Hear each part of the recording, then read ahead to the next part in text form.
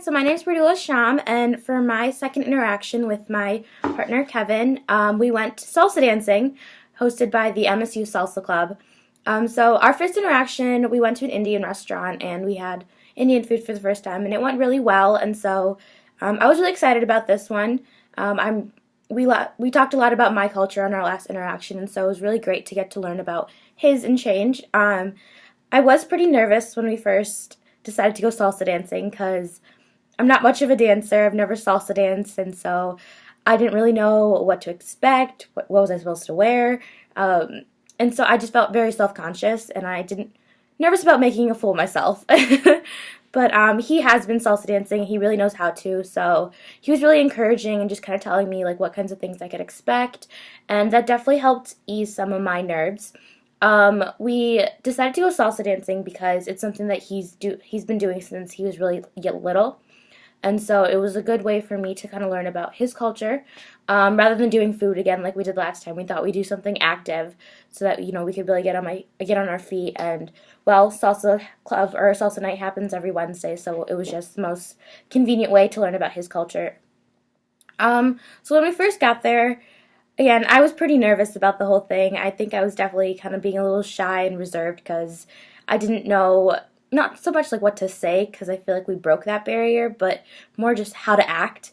This is something I've never done before, and so I just didn't really, I was very out of my element. But he was really great about it. He was very friendly and definitely just like encouraging me and kind of leading me. So that was really awesome. I definitely feel like I gained some footing pretty quickly after that because I had such a good partner. But yeah, so I think within like the first 5 minutes, I accidentally stepped on his foot, and that could have gone kind of bad because it could have made me feel really even more self-conscious, and just I would have ruined the whole night. But instead, he really just like laughed about it, and so then I was laughing, and I feel like that just kind of changed my whole perception of the night. Like I definitely felt like, okay, it's okay that I'm not good at this. I've never been salsa dancing before, and so me stepping on his foot just kind of changed the atmosphere, or for me anyway, and so they kind of seemed like a turning point for me because I definitely felt a lot more comfortable and just okay with being bad after that.